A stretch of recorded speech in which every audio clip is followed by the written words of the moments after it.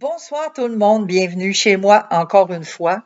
Alors cette semaine, on va avoir quand même un sujet assez chaud parce qu'on va parler de vivre dans l'honnêteté. Qu'est-ce que c'est que vivre dans l'honnêteté? On sait que la tendance aujourd'hui des frères, des sœurs chrétiens, c'est de se justifier, d'avoir des excuses ou de faire des compromis dans l'honnêteté, justement, que Dieu exige. Dieu exige que nous soyons honnêtes. Et on va faire des petits péchés mignons, on va essayer de minimiser les écarts de conduite, ou on va essayer de passer sous silence. Hein, fait que bon, ce qu'on sait pas, oh, ça paraît pas, ce qu'on dit pas non plus. Donc, il y a beaucoup de personnes qui acceptent justement le fait de faire des compromis puis d'être malhonnête. Puis ça, c'est dans plein de choses. Souvent, on va voir la malhonnêteté quand c'est flagrant, mais il y a la malhonnêteté quand c'est des petites choses qui sont pratiquement pas visibles à l'œil nu. Donc, les chrétiens ne doivent pas cependant laisser aucun, je dis bien aucun compromis s'infiltrer dans leur vie. La lutte pour l'honnêteté, on va aller voir Lévitique 19, chapitre 11. Là, j'ai pris ma Bible cette semaine. Je vais vous dire la version. C'est Parole de vie. Donc, les autres fois d'avant, c'était la Bible du Sommeur, mais là, c'est Parole de vie. Donc, Lévitique 19, verset 11. Ne volez pas, ne mentez pas, ne trompez pas votre prochain. Il me semble que c'est bien clair. C'est pas compliqué à comprendre. Ne volez pas, ne mentez pas, puis ne trompez pas votre prochain. Ici, dans le domaine de l'honnêteté, quelles sont les normes de Dieu? C'est quoi les normes de Dieu que je viens de vous lire? De ne pas commettre de vol. On ne doit pas voler. On ne doit n'user d'aucun mensonge. On ne doit pas mentir. On ne doit pas user de tromperie à l'égard de notre prochain. On ne doit pas avoir des ruses ou faire des compromis pour tromper ou quoi que ce soit. Donc, on ne vole pas, on ne ment pas et on ne trompe pas. On va aller voir Jérémie 17. Parce que Dieu, il est le même hier, aujourd'hui et éternellement. Hein?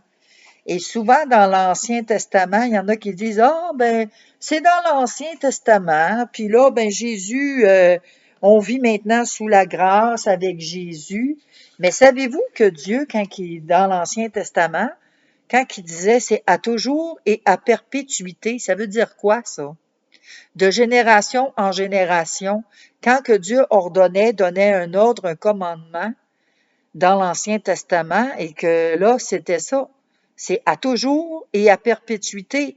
De génération en génération, vous enseignerez ça à vos enfants, qui eux enseigneront ça à leurs enfants et à leurs enfants, et ainsi de suite. Et beaucoup, malheureusement, je dis oui, malheureusement, parce que vont laisser de côté ces écrits-là en disant ben ça s'applique plus maintenant parce que maintenant Jésus a tout accompli à la croix. Mais Jésus, oui, il a tout accompli à la croix, exactement. Il n'est pas venu abolir, il est venu accomplir. Donc oui, on peut se reposer en Jésus-Christ, mais ce qui est encore dans l'Ancien Testament, il est là à toujours et à perpétuité. Fait que c'est ça, faut garder à l'esprit, là. Donc ici, Jérémie 17, verset 9, ça nous dit, le cœur humain est plus trompeur que tout. Personne ne peut le guérir, personne ne peut le comprendre.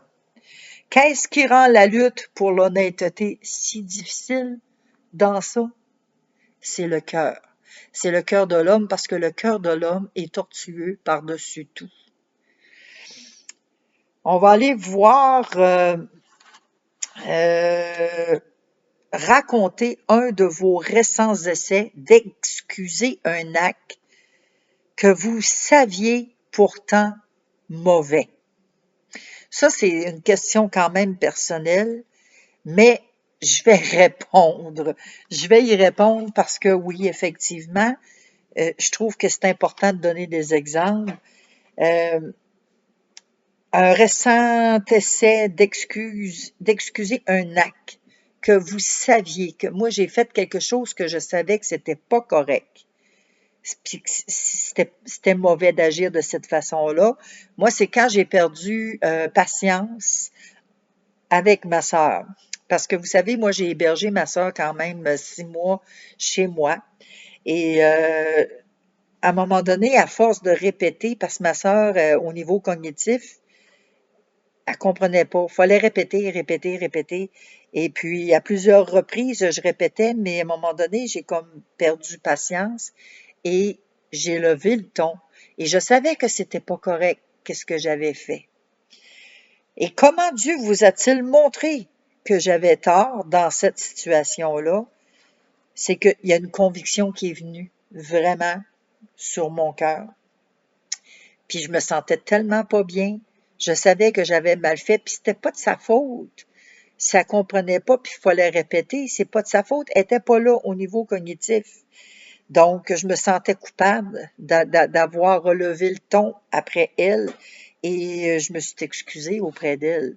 Et j'ai eu l'occasion justement de m'asseoir avec elle, puis de lui parler, puis de lui dire que, écoute, ma sœur, je t'aime, c'est pas parce que je veux te faire du mal, mais je veux ton bien, puis j'ai pas aucune excuse à te donner, j'ai pas à crier après toi, c'est pas de ta faute, tu sais, puis elle a accepté mes excuses, merci Seigneur. Donc, Jacques 1, 22, on va aller voir qu'est-ce que ça nous dit dans ça. Jacques 1, 22. Ne vous contentez pas de l'écouter, mais faites ce qu'elle dit, sinon vous vous trompez vous-même. D'écouter quoi? D'écouter la parole de Dieu. De ne pas se contenter d'écouter, là, oh, oui, oui, oui, oui, oui, mais parce qu'on va se tromper nous autres mêmes. Donc, c'est de faire attention, pas juste l'écouter, mais on doit la mettre en pratique, la parole de Dieu. Ici, dans Jacques 1, 22, quand on ne fait qu'écouter, mais qu'on ne met pas en pratique, ça nous amène des problèmes. 1 Jean 1, 8. 1 Jean, ça c'est, OK. Verset 8. Nous disons peut-être, nous n'avons pas de péché, mais nous nous trompons et la vérité n'est pas en nous. Donc ici, qu'est-ce que ça veut dire? Prétendre de n'être coupable d'aucun péché. Quand on prétend dire, oh ben moi j'ai pas de péché, oh, moi j'ai rien fait, on se trompe nous autres mêmes. Ben moi je suis une bonne personne, je mens pas, j'ai pas volé dans ma vie, j'ai pas fait de mal à personne, je fais des bonnes œuvres. Oh, oui, c'est beau élaborer tout ça. Mais on a dit tantôt que le cœur de l'homme était tortueux par-dessus tout. Et là, si on se dit qu'on est sans péché, on se trompe nous-mêmes. Parce que la parole de Dieu nous le dit, qu'on est des pécheurs. On vient au monde, pas au monde, au monde. On est pécheurs à cause de Adam et Ève. Donc, peu importe les œuvres extraordinaires de bienveillance, peu importe ce qu'on fait de bien, on est pécheur quand même et on a besoin de Jésus-Christ, notre Seigneur et Sauveur. Alors ici, Romains 16, 17 et 18. Frères et sœurs, voici ce que je vous demande. Méfiez-vous des gens qui divisent la communauté. Ils risquent de faire tomber dans le péché les croyants en parlant contre l'enseignement que vous avez reçu. N'allez plus avec eux. En effet, ces gens-là ne servent pas le Christ notre Seigneur. Ils servent leur ventre avec leurs paroles mielleuses et leurs beaux discours. Ils trompent les gens simples. Alors ici, ceux qui sèment la division, qui égarent les autres, qui conduisent ceux qui n'ont pas de discernement, qui n'ont pas la capacité de savoir le vrai du faux de l'enseignement, ben c'est pas correct. Ils divisent puis ils font le mal, ces gens-là. Et ils introduisent les gens dans le mal, à faire pareil comme eux. Ils trompent les gens.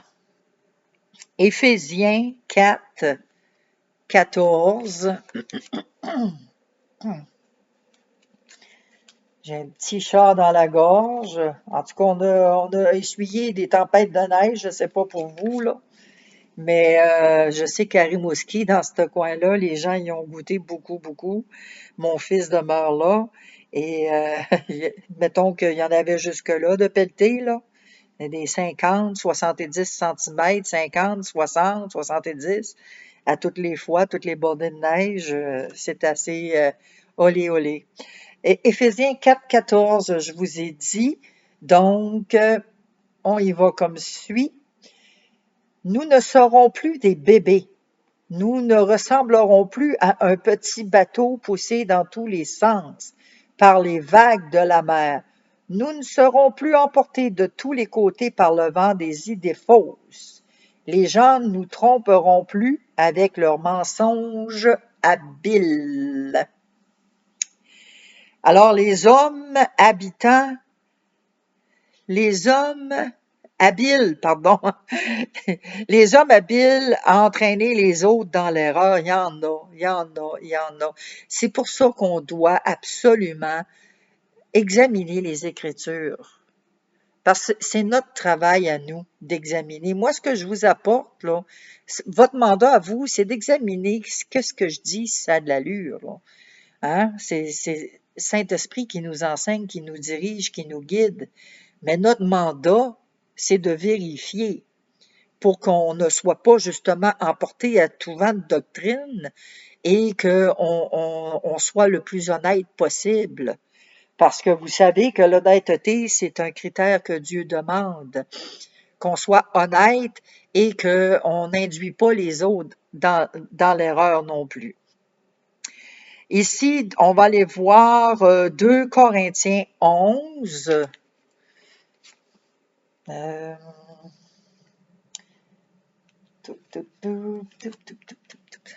est par là, 2 Corinthiens 11.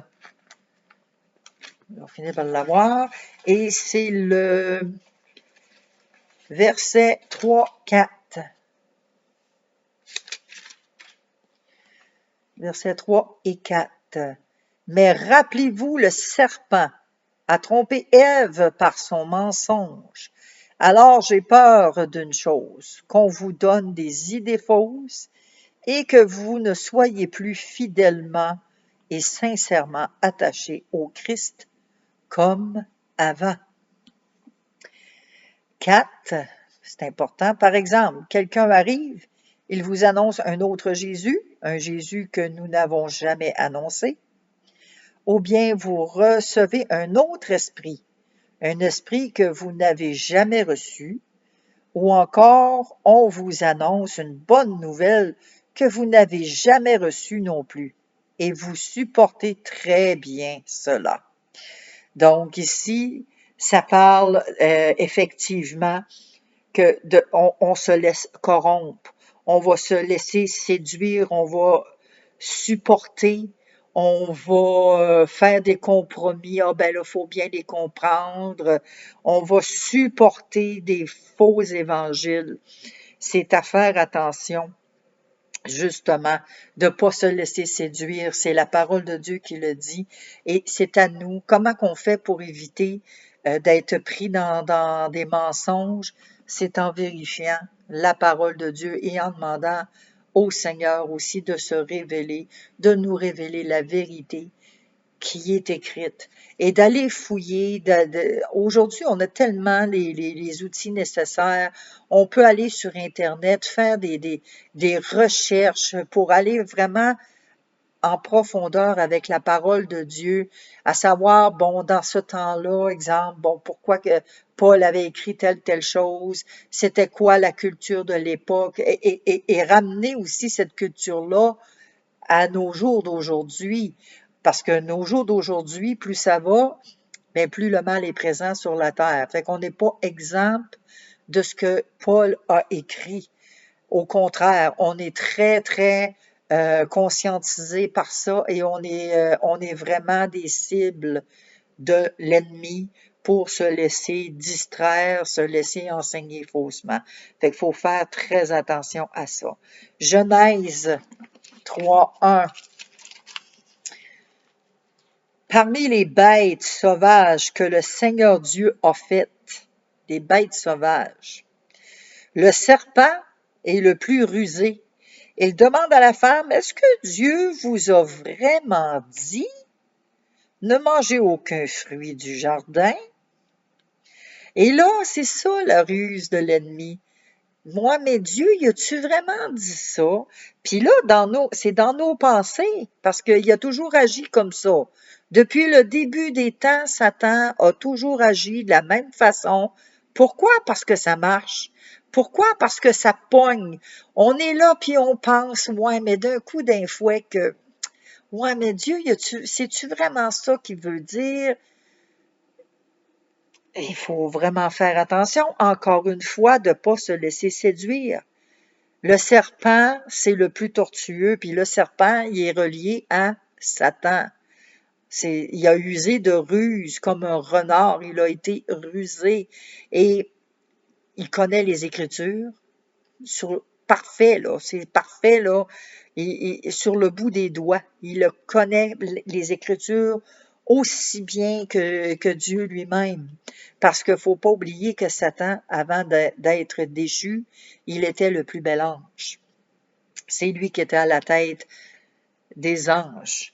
Et il avait le ministère de la louange et il était vraiment là au-dessus de tous les autres anges. Donc, il a utilisé justement la ruse et la tromperie, puis il est encore pareil aujourd'hui. Il n'a pas changé, puis il ne changera pas non plus. Parce que c'est sa façon, c'est sa tactique et ça marche. Donc, comment qu'on va faire pour contrer ça? Ben, c'est avec la parole de Dieu, en recherchant la vérité. Et quand on sait, parce que Satan, il tord les Écritures, il va prendre des vérités, mais il va tordre la vérité. Et c'est pour ça que on a besoin d'avoir de la sagesse. Il faut qu'on prie, qu'on demande à Dieu, notre Père, de nous donner de la sagesse, de nous donner du discernement. Et s'il y a vraiment des choses qu'on ne comprend pas, ben, Seigneur, donne-moi quelqu'un qui a vraiment la révélation, qui comprend tes Écritures. Je veux pas avoir quelqu'un qui enseigne des faussetés, mais je veux vraiment avoir quelqu'un ou aller sur Internet. On a les outils pour ça. Vous avez un doute, allez écouter différentes prédications, demandez au Saint-Esprit de vous diriger. Puis si vous vous sentez vraiment pas bien avec ce qui est en train de véhiculer, arrêtez d'écouter parce que vous allez vous contaminer. Si vous avez une conviction que la personne, ce qu'elle dit, c'est pas correct, arrêtez d'écouter tout simplement. Fait que faut le faire. Des fois, ouais, c'est dur à dire, c'est pas dur à dire, pardon, mais c'est dur à faire. Mais il faut qu'on soit comme ça, qu'on soit catégorique, qu'on se mette à part parce qu'on doit être honnête en toutes choses. C'est un commandement de Dieu. Dieu, c'est un des critères de Dieu qu'on soit honnête. Puisque vous êtes si facile à tromper, comment savoir quand vous péchez? Ah là, comment qu'on fait pour savoir? Ben, j'ai-tu péché, moi, là? C'est-tu péché, ça, là, là? On va regarder Psaume 139. Psaume 139 et le verset 23-24. Ô Dieu, regarde au fond de mon cœur et connais-moi, examine mes pensées et vois mes soucis. Regarde si je suis sur un chemin dangereux et conduis-moi sur ton chemin, ce chemin qui est sûr pour toujours. Moi, ben, c'est la version parole de vie, mais vous allez l'avoir dans une autre version, Louis II ou la Bible du Sommeur, mais c'est de voir, c'est de s'examiner, demander à Dieu, regarde, Seigneur, regarde au fond de mon cœur. Regarde-moi, là, regarde mon cœur si je suis en train de m'égarer. Regarde dans mes pensées, Seigneur, si mes pensées ne sont pas les tiennes, ben ramène-moi, Seigneur. Ramène-moi dans tes pensées. Ramène-moi sur ton sentier. Hébreux 4:12. On va regarder de quelle façon qu'on peut revenir, qu'on peut savoir qu'on pêche. 4:12, ici, ça nous dit, la parole de Dieu est vivante, elle est pleine de force, elle coupe mieux qu'une épée qui coupe des deux côtés. La parole de Dieu entre en nous en profondeur. Elle va jusqu'au fond de notre cœur, jusqu'aux articulations, jusqu'à la moelle. Elle juge les intentions, les pensées là, dans notre tête, là, et les pensées du cœur. C'est ça que la parole de Dieu fait. Alors, quand je vous l'ai dit tantôt, si vous écoutez quelque chose, puis que dans votre cœur ou votre pensée, là, non, il y a quelque chose qui marche pas, il y a quelque chose qui va pas, vous arrêtez d'écouter, tout simplement. Moi, j'en écoute plusieurs prédications sur Internet. J'essaye de me tenir aussi là, au parfum de l'actualité. Mais quand je vois qu'il y a des prédicateurs, des prédicatrices qui vont dire quelque chose, puis c'est vrai, c'est vrai, c'est vrai, c'est vrai, puis à un moment donné, oups, ce petit mot-là, là, non, non, j'arrête complètement d'écouter, j'arrête. On peut pas tout jeter, c'est sûr. Faut prendre ce qui est bon puis examiner avec la parole de Dieu.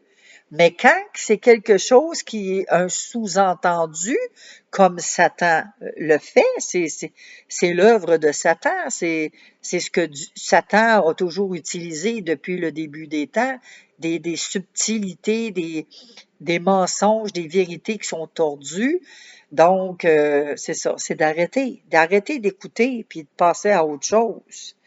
Puis arrêter surtout de gratter, là, moi je dis ça, la gale, arrêter de gratter la gale, le bobo, là. Des fois, moi je sais, il y en a qui, ouais, mais Dieu, y a-tu vraiment dit ça? Ouais, puis d'un coup, que des fois que Dieu, c'était autre chose qu'il voulait dire. Ouais, mais arrêtons de se gratter, ça, je suis pas capable, c'est fou. Mais je suis pas capable. Quelqu'un qui va toujours douter comme ça se peut pas. Quand tu dis, Seigneur, fais quelque chose, on va prier, oui. On prie pour cette personne-là, que cette personne-là, Dieu se révèle. Mais à un moment donné, je pense que ça fait un temps. Puis à un moment donné, ben, on n'a pas le choix, là. Faut se séparer de ce genre de personnes-là parce que sinon, ça nous entraîne, ça nous draine vers le bas. Au lieu de nous élever vers le Seigneur, ça nous draine. Donc, il y en a qui sont ferrés, qui sont assez solides dans la foi, qui vont être capables de gérer ce type de personnes-là. Mais si c'est pas votre cas, en tout cas, moi, pour ma part, c'est pas mon cas. Donc, ces types de personnes-là, je les évite. Je les évite carrément parce que ça me draine. Donc, c'est ça. Ici, puisque vous êtes si facile à tromper, comment savoir? Dans Hébreux 4.12, on va le savoir par la parole qui pénètre dans nos cœurs et dans nos pensées. C'est pour ça que je vous dis de sonder les Écritures. Allez sonder tout ce qui vous est enseigné en avant sur Internet, vos frères, vos sœurs, moi-même, tout ce que vous entendez. C'est important d'aller scruter la parole de Dieu et d'aller voir la vérité. Qu'est-ce que toi, Seigneur, tu dis dans ta parole? Ta parole, Seigneur, c'est ça qu'a dit. Ben, Seigneur, montre-moi la vérité à travers ça. Parce que c'est important de se ramener toujours à la vérité de la parole. La malhonnêteté démasquée. 2 Corinthiens 8, 2 Corinthiens 8, et c'est le verset 21. Qu'est-ce que c'est que la malhonnêteté démasquée dans ça?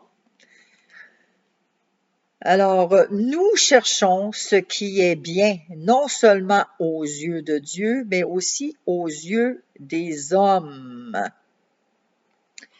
Ça, c'est la malhonnêteté démasquée. Pourquoi? Parce qu'on va chercher à plaire aux hommes. Puis, c'est pas aux hommes qu'on doit plaire, on doit plaire à Dieu. Et on doit rechercher les choses d'en haut et non pas l'approbation des choses des hommes ici-bas sur la terre. Acte 24. J'ai plus de facilité à trouver dans celle-là, je ne sais pas pourquoi. Les autres Bibles, j'avais comme plus de difficultés. Bon, Acte 24, verset 16 nous dit ceci. C'est pourquoi j'essaie de me conduire correctement devant Dieu et devant les hommes. Oui, on ne doit pas chercher l'approbation des hommes, parce que c'est pas l'approbation des hommes qu'on doit avoir, mais c'est l'approbation de Dieu. Mais par contre, notre comportement, notre attitude doit être bien aux yeux de Dieu et aux yeux des hommes aussi. Puis même à ça, même si on se comporte bien aux yeux des hommes, ben les hommes vont penser qu'on n'est pas bien, parce qu'il y en a toujours qui sont un petit peu jaloux, qu'il y en a qui sont aigris, ça dépend des caractères. Fait que ça dépend aussi à qui qu'on parle, parce qu'il y en a, il faut le parler avec des pincettes. Mais quand la parole de Dieu dit la vérité, il faut la dire, la vérité. Il faut être capable de dire que oui, Dieu est amour, mais avant que Dieu soit amour, Dieu est justice. Et que Dieu, oui, il applique son amour, mais qu'il va appliquer sa justice aussi. Parce que c'est un Dieu qui ne change pas. Il est le même hier, aujourd'hui et éternellement. Alors Dieu, c'est un Dieu juste qui applique sa justice. Il applique son amour et sa justice, les deux. Il faut qu'il y ait un équilibre entre les deux. Et c'est ça. Donc, quand on a une mauvaise honnêteté, ben ça va se savoir. Si on est malhonnête, ça se sait. Quelle ligne directrice Paul avait-il pour sa vie dans ça? Dans ce que je vous ai lu, c'était quoi la ligne directrice? C'est avoir une conduite irréprochable et une conscience irréprochable. Que faisait Paul, à votre avis, pour garder une conscience sans reproche lorsque Dieu lui révélait une de ses fautes? Parce que vous savez, Dieu, ben, avec l'aide du Saint-Esprit, c'est le Saint-Esprit qui nous convainc de pécher. Alors, quand le Saint-Esprit nous met le doigt sur un bobo, nous met le doigt sur une erreur, une faute, un péché qu'on a commis, c'est comment qu'on doit agir Eh bien, on doit appliquer sans cesse et reconnaître nos péchés. On doit se repentir. On va regarder 1 Jean 1,9. On l'a regardé 1 Jean tantôt, là, mais c'est pas le même verset. 1 Jean 1,9 qui nous dit « Dieu fait ce qu'il promet et il est quoi? Il est juste. » Alors, si nous avouons nos péchés, il nous les pardonnera et il enlèvera tout le mal qui est en nous. Donc, on doit confesser nos péchés, on doit aussi les délaisser. Se repentir, là, c'est pas juste un regret, oh, je regrette puis je recommence. Un vrai repentir, c'est qu'on se repent, on en est tellement triste, on se repent de ce qu'on a dit ou de ce qu'on a fait, puis on s'en détourne, puis on n'y revient plus. C'est ça le secret de se réaligner. Y a-t-il un domaine de votre vie dans lequel vous n'avez pas eu une bonne conscience? Ben moi, je vous le dirais tout de suite, c'est mon impatience. Parce que j'en ai pas de patience. Je m'excuse, mais j'en ai pas. Surtout quand je suis au volant. Ayez pas la malchance d'être en avant de moi. Vous m'entendrez peut-être pas, mais Dieu m'entend, lui. Pousse-la ta crotte, là. Tu veux avancer sur l'autoroute, là, mais avance. Hein? Surtout quand tu me dépasses. Je vais rouler, moi, une vitesse, là. Moi, je cruise tout le temps. Donc, je mets ma vitesse sur le régulateur de vitesse, hein, on va parler en français. Alors, quelqu'un va arriver, puis il va me dépasser, puis il va embarquer direct, puis là, il est en avant, il avance plus. Et la madame n'est pas patiente. Donc, j'ai un problème à ce niveau-là, puis il faut que le Seigneur m'aide dans ce domaine-là de ma vie. Quel acte concret pouvez-vous accomplir pour obtenir une bonne conscience? Ben, c'est de prendre des décisions, d'être patiente, de dire, je décide, là, ben, Seigneur, aujourd'hui, je décide d'être patient, puis à m'appliquer à l'être. Mais je vais vous avouer que quand je dis, ben là, Seigneur, là, aujourd'hui, je me fâcherai pas, ben, tabarouette. En disant ça, tout de suite, il arrive tout le temps une situation quand je suis au volant, je dis, bon, OK, Seigneur, aujourd'hui, je vais m'appliquer. Il arrive tout le temps une occasion que, puis là, je perds patience. Mais là, par après, je dis, oui, je sais, j'ai échoué le test, Seigneur, je viens d'échouer, je le sais, je te demande pardon.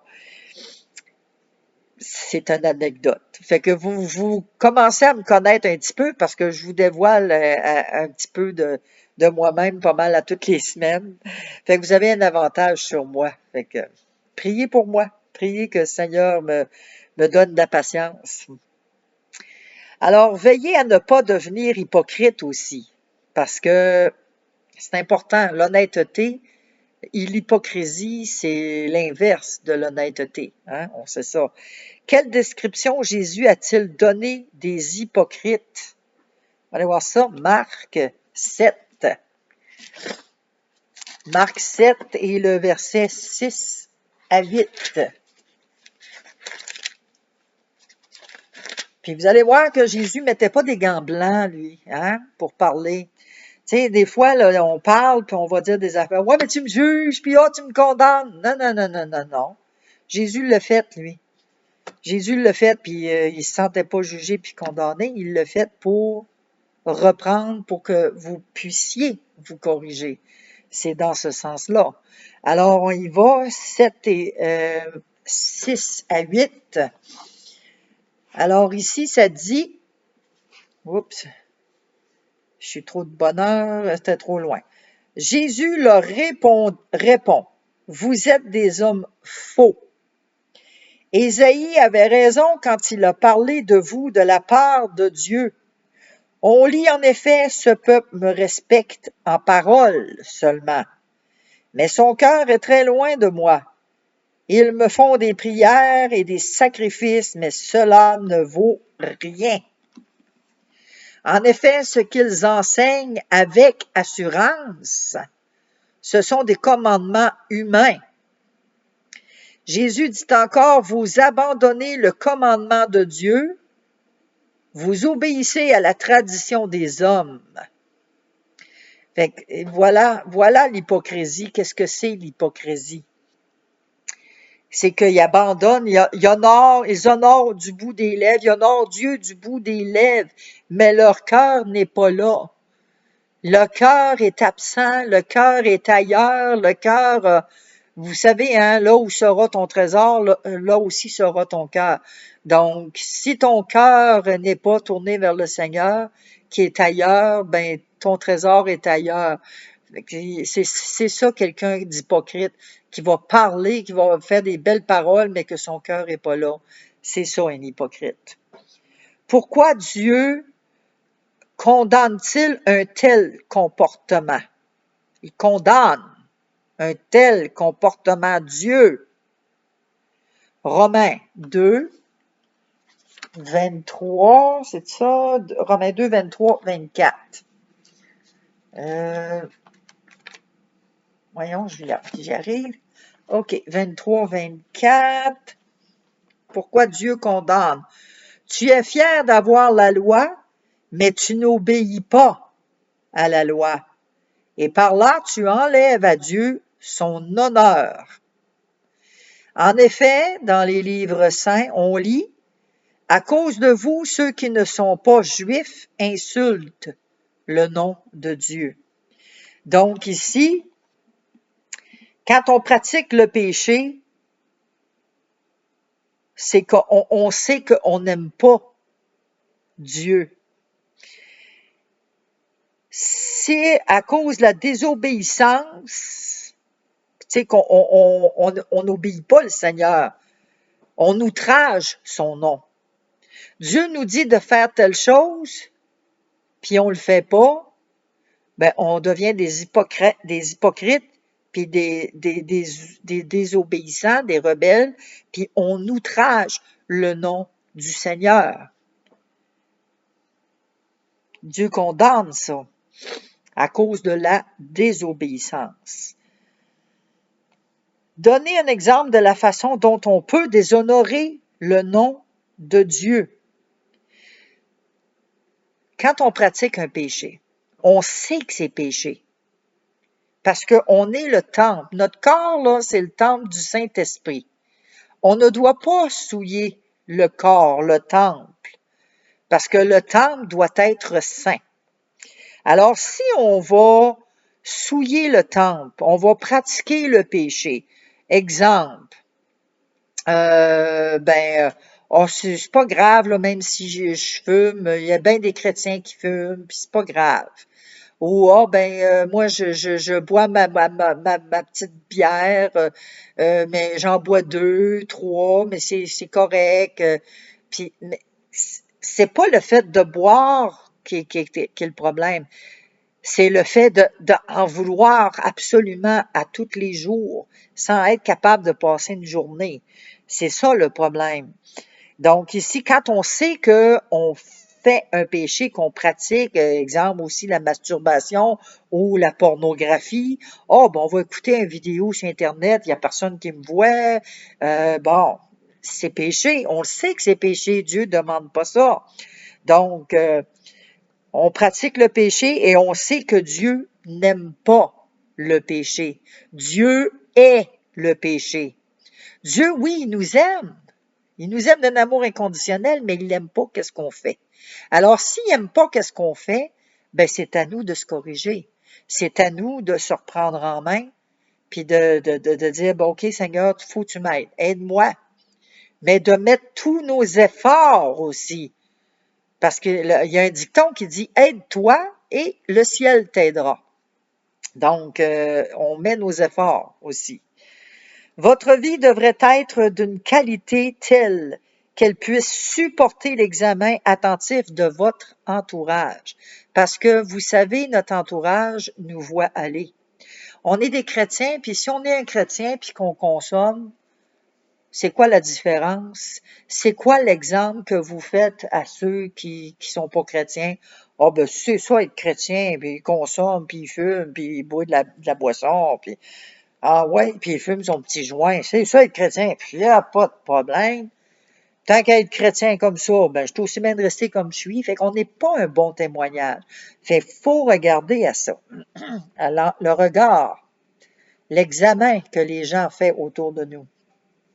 Vous devez vivre honnêtement, sans prétendre être ce que vous n'êtes pas pour faire bonne impression. Imaginez qu'on découvre une machine permettant de savoir ce que les gens sont réellement en train de penser. Yeah. D'après moi, ça s'en vient avec Elon Musk et avec tout ce qu'ils veulent nous mettre dans la tête. C'est sûr que ça s'en vient, ça s'en va justement là. Hein, nous robotiser puis nous faire ce qu'on ne veut pas faire. Donc, aimeriez-vous qu'on l'applique à vous-même? S'il y avait une machine là, qui dévoilerait le fond de vos pensées, le fond de votre cœur, est-ce que vous aimeriez que cette machine-là soit implantée en vous? Non, hein? Parce qu'on ne serait plus capable de penser. Tout le monde saurait qu'est-ce qu'on pense. Pourquoi ou pourquoi pas? Ben, pourquoi qu'on voudrait? Ben oui, ça serait le fun parce que les gens verraient que je suis honnête, les gens verraient que qu'est-ce que je fais, qu'est-ce que je dis, c'est correct. Ou ah ben non, hey, non, moi j'aime autant pas, hey, j'ai des affaires, c'est honteux, j'en rougis, tu sais. Il y a ça, tu sais, il y a ces deux côtés-là. Est-ce que cette machine-là révélerait certaines choses que vous auriez préféré cacher? Si oui, c'est à se poser des questions. Les machines, puis ça s'en vient, là. On sait qu'avec la technologie, ce qu'ils veulent implanter dans le cerveau, on sait que c'est ça qui s'en vient. Hein? Le gouvernement mondial, puis gérer la population, là, ils vont commencer par dire, bon, on va implanter une puce, là, puis ce qui marche pas dans le corps, ben cette puce-là va faire fonctionner, mettons que vous êtes paralysé, ben ça va faire bouger, en tout cas, hein, sous prétexte qu'on va guérir des maladies, mais c'est ça, faut pas embarquer dans ça. Moi personnellement, je n'embarque pas dans ça. Acte 5. On va regarder versets 1 à 11. C'est long un petit peu, mais on va le lire quand même, OK? C'est à méditer aussi, donc vous pouvez prendre en note cette semaine, vous pourrez aller méditer sur Acte 5, 1 à 11. Le mensonge d'Ananias et de Saphira. Un homme appelé Ananias, en accord avec sa femme, Saphira, vend une propriété. Toujours avec l'accord de sa femme, il garde une partie de l'argent pour lui. Ananias apporte le reste et le donne aux apôtres. Mais Pierre lui dit, Pierre, il a été averti, hein? C'est le Saint-Esprit qui l'a averti. Ananias, tu as ouvert ton cœur à Satan. Pourquoi donc? Tu as menti à l'Esprit Saint et tu as gardé une partie de l'argent du champ. Tu pouvais garder le champ ou bien tu pouvais le vendre et faire ce que tu voulais avec l'argent. Comment est-ce que tu as pu décider dans ton cœur d'agir ainsi? Ce n'est pas à nous que tu as menti, mais c'est à Dieu. En entendant ces paroles, Ananias tombe et il meurt. Je ne sais pas si vous avez entendu dernièrement, il y a des vidéos qui courent là, sur Internet, là, qu'il y a des gens qui se moquent du nom de Dieu, là. Ils sont sur une scène, puis on les voit s'écrouler. Là. Ça s'en vient de plus en plus. Hein. On ne se moque pas de Dieu. Donc, il meurt. Là, tous ceux qui apprennent cela ont très peur. Les jeunes gens viennent envelopper le corps et l'emportent pour l'enterrer. À peu près 3 heures plus tard, la femme d'Ananias en arrive. Elle ne sait pas ce qui s'est passé. Elle ne sait pas ça, là, que son mari est mort. Elle ne sait rien de ça. Pierre lui demande, dis-moi donc, est-ce que vous avez vendu le champ pour cette somme-là? Puis là, ben, elle répond, oui, oui, oui, pour cette somme-là. Alors Pierre lui dit, comment est-ce que toi et ton mari, vous avez pu décider ensemble de provoquer l'Esprit du Seigneur? Écoute, ceux qui viennent d'enterrer ton mari sont là, à la porte, là. Ils vont t'emporter toi aussi. Puis la femme est morte, on connaît l'histoire. Ici, en quoi cet acte malhonnête était-il un blasphème contre le Saint-Esprit? En quoi? Quel effet la mort des coupables a-t-elle eu sur les saints de Jérusalem? Ils ont menti, ils ont caché une partie de l'argent. Ils ont menti, oui, aux hommes, mais c'est pas en réalité aux hommes, c'est à Dieu qu'ils ont menti. Ils ont compté un mensonge. Ils se sont accordés ensemble. On l'a vendu tant, mais on va dire qu'on l'a vendu tant, puis on va se garder de l'argent. Il y en a beaucoup qui sont comme ça aujourd'hui. Hein? Des gens malhonnêtes. La malhonnêteté, qu'est-ce que ça fait? Où est-ce que ça conduit aujourd'hui? Donc, puis qu'est-ce que ça l'a apporté quand que Paul a parlé? Ben ça l'a emmené que, pas Paul, mais Pierre, pardon, ça l'a emmené que il y a eu une crainte qui s'est installée. Les gens ont commencé à avoir la crainte de Dieu. Parce qu'on a bien beau mentir, compter des mensonges à notre frère ou à notre soeur qu'on voit ou à nos voisins ou peu importe, mais devant Dieu, on ne peut pas se cacher, puis Dieu le sait qu'on ment, là. Fait qu'il faut faire attention. Fait que c'est à méditer pour chacun de nous dans nos vies personnelles. Alors ici, psaume 15. On va aller voir ça. Psaume numéro 15. C'est le psaume au complet. Hein?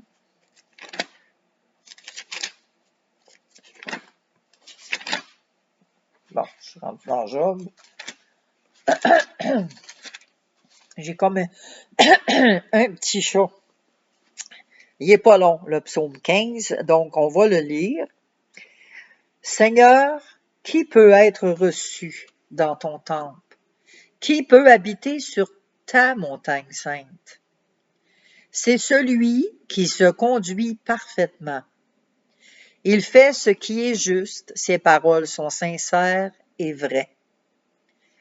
Il ne dit pas de mal des autres, il ne fait de tort à personne, il n'insulte pas son voisin.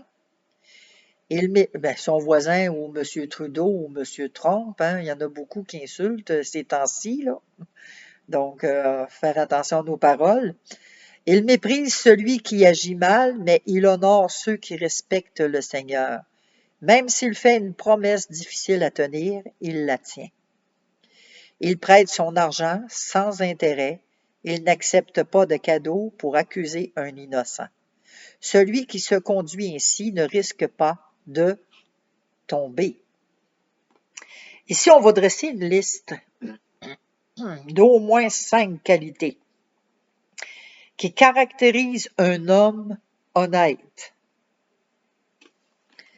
Puis, on va travailler là-dessus cette semaine. Donc, à savoir qu'est-ce qui est pas correct dans notre vie, quel manquement qu'on a. On va travailler là-dessus cette semaine. Donc, ici, dans ce psaume-là, psaume 15, intègre, quelqu'un qui dit la vérité, qui n'insulte pas, qui ne divulgue pas les secrets qui honore Dieu, qui tient ses promesses, qui prête sans intérêt, qui refuse d'être acheté. Et là, je les ai toutes nommées, là. Mais méditons là-dessus cette semaine. Que le Seigneur travaille nos cœurs, qui nous ramène, sondons-nous, oui, nous-mêmes, qu'on rentre en nous-mêmes, qu'on s'auto-examine nous-mêmes par rapport au psaume 15 et qu'on demande à Dieu de nous ramener. Puis si on a des choses qui nous viennent à l'esprit, puis que le Saint-Esprit nous montre qu'on n'est pas correct, ben demandons pardon à Dieu pour ça. Repentons-nous de ces choses-là, puis surtout arrêtons de les pratiquer. En quoi les paroles de Paul dans 1 Thessaloniciens 2, 10 reflètent-elles sa manière de vivre? On va aller voir ça. J'ai dit 1 Thessaloniciens. Un petit peu plus loin, Thessaloniciens 2, verset 20. C'est vrai, vous êtes notre fierté et notre joie. C'est ça, 1 Thessaloniciens 2, 10. Pardon. Pardon, c'est 10.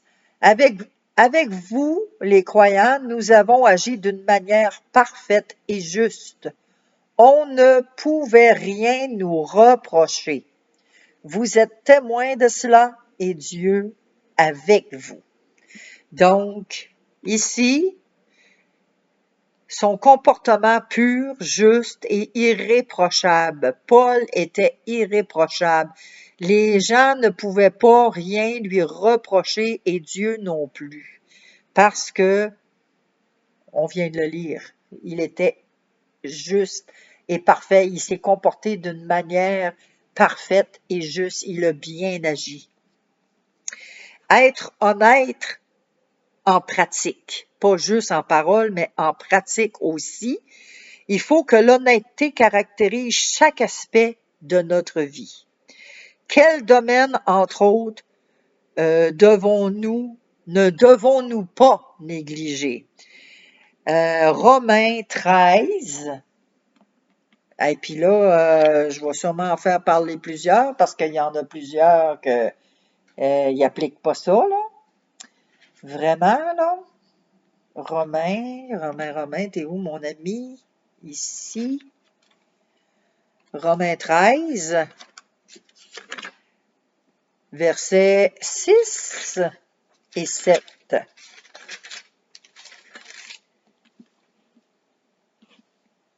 C'est aussi pour cela que vous payez des impôts. En effet, les fonctionnaires qui les demandent sont chargés de ce travail par Dieu. Donnez à chacun ce que vous lui devez. Si c'est l'impôt, payez l'impôt. Si c'est une taxe, payez-la. Si c'est l'obéissance, obéissez. Si c'est le respect, soyez respectueux. Alors ici, là, en pratique, là, comment est-ce qu'il y en a qui vont, je veux pas employer un vilain mot, là, mais qui vont frauder, hein, on va dire ça comme ça. J'ai un vilain mot dans mes pensées, mais je le dirai pas. Alors, qui vont frauder les impôts. Non seulement ils vont frauder les impôts, mais il y en a qui vont travailler en dessous de la table.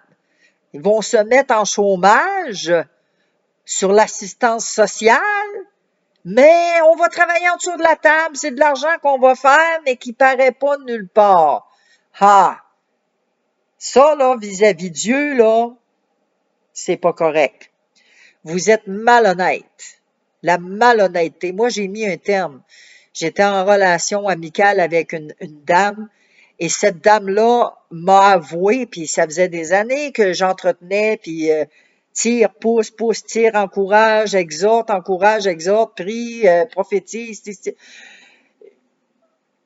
Pendant des années et des années. Puis, dans la dernière année, quand j'ai mis un terme, c'est que cette personne-là m'avoue, ah ben je vais travailler en dessous de la table, j'ai été capable d'avoir assez d'heures, je vais travailler en dessous de la table à temps partiel, puis c'était fini.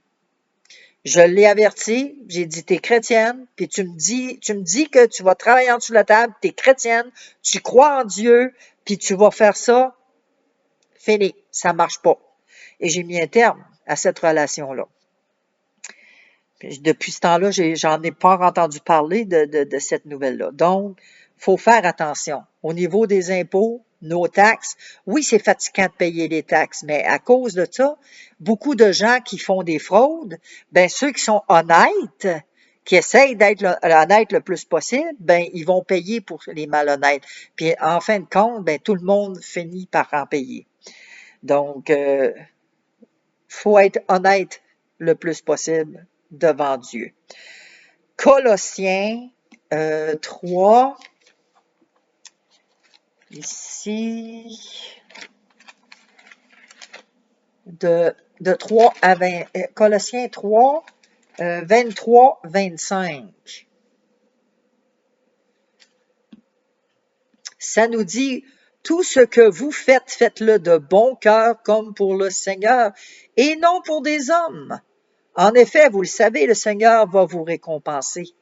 Vous recevrez les biens qu'il garde pour son peuple. Le Maître, c'est le Christ, c'est lui que vous servez. Celui qui fait le mal, on le punira pour le mal qu'il a fait. Et on ne fera pas de différence entre les gens. Donc, si vous faites du mal, que vous travaillez en dessous de la table, que vous fraudez les impôts, que vous ne payez pas vos taxes, que vous faites même pas de facture, vous arrivez, mettons, sur un garagiste, ben, regarde, fais-moi pas de facture, puis on va te payer, mais l'autre qui accepte ça, il n'est pas mieux non plus, là. Nous, en tant que chrétiens, on doit montrer l'exemple, puis on doit être en mesure de dire, regarde, moi, ça fait pas mon affaire, là, mais je les paye parce que je veux être honnête, le plus droit possible devant Dieu. C'est devant Dieu qu'on a à rendre compte, hein? Pas devant les hommes. Mais les gens vont voir notre honnêteté aussi, ils vont dire, hey, ça, c'est un chrétien. Puis cette personne-là, on peut lui faire confiance parce que elle marche droite. 1 Pierre 2, verset 13-14. Donc, obéissez aux autorités à cause du Seigneur, au roi, parce qu'il est le chef de tous, et aussi aux gouverneurs. Le roi les envoie pour punir ceux qui font le mal et féliciter ceux qui font le bien. Donc, ils sont là, le roi, le gouverneur sont là pour ceux qui font le mal. Mais on doit se soumettre à l'autorité. Si on obéit à l'autorité, mais attention, l'autorité, si l'autorité vous demande de vous prosterner devant une statue, j'espère que vous ne le ferez pas, que vous allez vous tenir debout comme dans Daniel, que vous allez vous tenir debout, vous direz non, on ne se prosternera pas. Il faut faire attention à quelle autorité qu'on obéit aussi, là, à la soumission. C'est pour ça que ça prend la parole de Dieu, puis ça prend le Saint-Esprit pour nous éclairer. Donc, c'est pas mal ça pour nous cette semaine qu'on a à regarder. Donc, on voit que l'honnêteté, ben, c'est en parole, en pratique, et c'est d'abord, avant tout, l'honnêteté, nous, face à Dieu, parce que Dieu nous voit tout le temps. Donc, ayons une prise de conscience cette semaine avec les exercices que je vous ai donnés. Prenons conscience cette semaine à savoir, bon, ben Seigneur, est-ce que je suis honnête dans mes comportements, dans ma façon d'agir? Est-ce que je suis honnête? Est-ce que je fais de l'argent en dessous de la table? Est-ce que je déclare pas cet argent-là? Cet argent-là que je fais, là, faut que je la déclare. Faut que je sois honnête parce que moi, là, faut que je paye mes impôts sur cet argent-là aussi, là. J'ai des taxes, j'ai des impôts à payer là-dessus. J'ai une part qui s'en va au gouvernement. Ouais, mais le gouvernement, il nous fraude assez, puis ils nous en prennent assez. On est des enfants de Dieu. Alors, soyons enfants de Dieu et brillons et faisons la différence. Et c'est comme ça que les gens vont dire, ben écoute, hey, eux autres sont vraiment vrais, ils vont pouvoir nous faire confiance. Soyons un bon témoignage envers tout le monde, envers Dieu premièrement. Alors, c'est ce que j'avais à vous partager cette semaine. Je vous laisse là-dessus, puis on se retrouve la semaine prochaine. Faites attention à vous autres. Merci d'avoir été là avec moi. Bye bye.